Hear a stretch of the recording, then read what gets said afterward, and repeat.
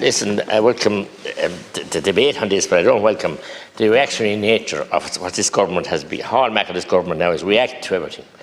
And Kate Dolce is, I want to sympathise with each and every family affected by road deaths and road fatalities, and indeed no more so than Tipperdown last summer in Clonmel. The 4 young people, after getting their joyous leaving cert results, going out to celebrate, and indeed a few days later, Cashel and Moon, terrible tragedy also with two grandparents and a child. But reaction by this government, of course advised by an NGO. You have NGOs for everything now. You have more NGOs now than you have hot dinners. 36,000 of them in the country altogether, costing $6 billion a year.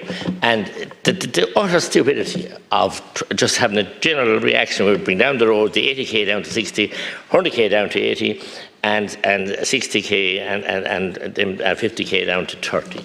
The reaction looks good, sounds great for Eamon Ryan, the minister, for doing nothing, only destroy people and won't listen to anyone.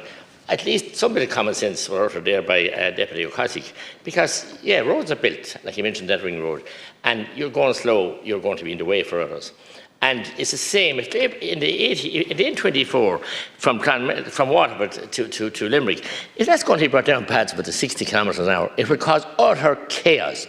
There will be rear-ending, and there will be frustration and people passing in dangerous areas. It's utter madness. Same with the Dungarvan Clonmel Road, same story. It's already 80. Bring that down to 60. We might as well go back to the horse and cart. Or go back to Brian Coney. He started in Clonmel with his trail. So, I mean, deal with the real issues. We didn't get a bob fingering them on for active travel in Tipperary Council yet. The funding this year, the National Roads funding and Regional Roads funding, hasn't been announced. It's the latest time ever. It's always into January, early February, and here we are hitting the middle of February, and no sign of it coming. So you're all bluster and bluff and chronology and all the schemes you have. And I wonder Deputy Cossey didn't mention about breaking the speed limit on his cargo bike.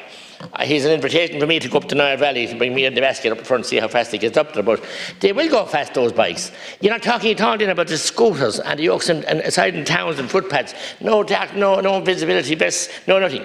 And you have decimated the traffic code. I salute for the jobs they have to do, go out there to fatalities and everything else. They're less than halved.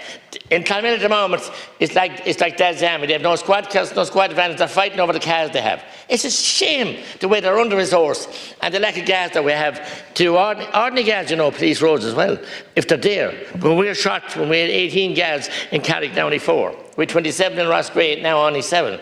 Same across Clonmel, Tipperary. We were never a scarce of Garda Síochána. Resource the guards. Stop giving the money to Gatsa vans, the millions, and stop trying to pay fast money with penalty points, just cash cow machines. You might as well put tar barrels in the road and hand them in the cash, not your anti for road safety. So get real here. Get real. And a bit of imagination. And make roads safer. And lift Eamon Ryan's ban on any motorways or any new dual carriageway. He just has a fundamental issue. He won't allow them to be developed. Roads with a medium minimum, which are much safer, internationally known as. And listen, the only thing I see now, and Lint is coming, we're suffering, and we'll probably suffer more during Lint County Corolla, a small bit of penance, but he is penalising the people of rural Ireland and urban Ireland on a minutely basis. And the sooner that he's removed from office and this government gets out of this office and get rid of half the NGOs with him, and hangers-on I call them, and get rid of them as well, because they have the fingers around the power and they're in front of the ministers, behind the ministers, beside the ministers, sitting at the table with the ministers, and they're dictating policy. And it's utter folly, but to reduce roads from 80 to 60 and 60 to 50, just a knee-jerk reaction, I did this. And the minister themselves are going to have powers to change it, you know, and change the fees. There's no need to kick the table.